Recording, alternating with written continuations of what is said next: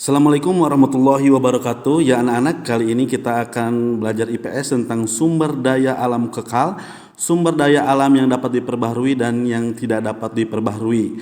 Sumber daya alam yang pertama itu sumber daya alam kekal. Apa sih sumber daya alam kekal? Adalah sumber daya alam yang tidak akan habis karena selalu tersedia. Contoh sumber daya alam kekal adalah yang pertama air, yang kedua cahaya matahari, dan yang ketiga adalah angin atau udara. Itulah sumber daya alam kekal. Selanjutnya yaitu apa yang disebut dengan sumber daya alam? Sumber daya alam adalah segala sesuatu yang terdapat di alam dapat dimanfaatkan untuk memenuhi kebutuhan manusia. Itulah arti dari sumber daya alam. Sumber daya alam menurut sifatnya ada beberapa macam. Yang tadi udah dijelaskan sumber daya alam kekal, sekarang sumber daya alam yang dapat diperbaharui, artinya dapat dihasilkan kembali. Contohnya, ada yang tahu anak-anak? Yang dapat dihasilkan kembali tanah, hewan, dan tumbuhan. Dan yang tak dapat diperbaharui jika habis membutuhkan waktu yang lama. Apa aja contohnya? Ada yang tahu? Kalau kalian baca buku di halaman 12, buku tematik 4B, pasti tahu apa aja contoh yang tak dapat diperbaharui. Ya betul, yang pertama adalah tambang atau batu bara. Yang kedua minyak bumi, ya. Itu yang tidak dapat diperbaharui. Macam-macam SDA menurut jenisnya. Ada abiotik, non hayati atau benda tak hidup. Ini menurut jenisnya ya, yang tadi menurut sifatnya. Ada juga apa coba selain itu? Ada yang tahu? Biotik atau hayati, benda hidup. Apa sih contohnya hayati?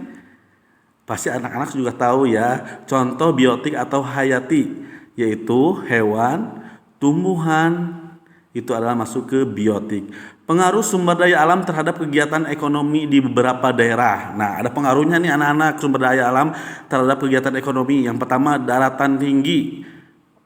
Dataran tinggi. 1. Petani teh, kopi, wortel, sayuran hijau dan yang lainnya. Nih, lihat adalah ini bisa menjadi sumber ekonomi untuk kehidupan sehari-hari di dataran tinggi. Peternak hewan, sapi, kambing, ini juga bisa jadi sumber ekonomi. Sekarang dataran rendah. Apa sih yang akan menjadi kegiatan ekonomi terhadap sumber daya alam pengaruhnya?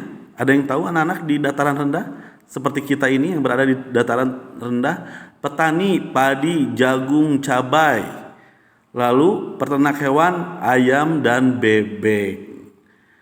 Ada juga pedagang, kalian sering lihat kan warung-warung di daerah kalian. Lalu di pesisir pantai, apa sih pengaruh sumber daya alam terhadap kegiatan ekonomi di pesisir pantai? Ada yang tahu anak-anak?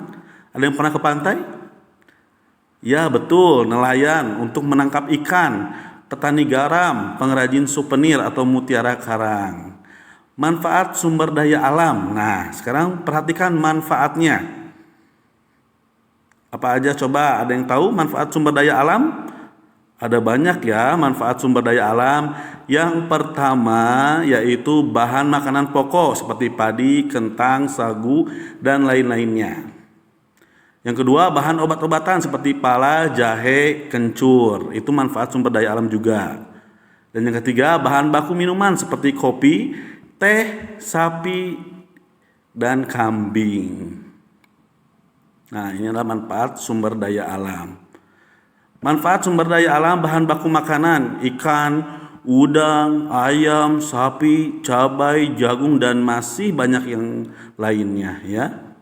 Manfaat sumber daya alam bahan bangunan seperti mebel, perabot, kayu jati atau rotan. Ini untuk membangun rumah atau sekolah ya, bisa dimanfaatkan.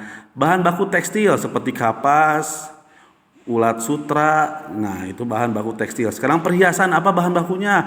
Emas, perak, mutiara ya. Bahan bakar minyak.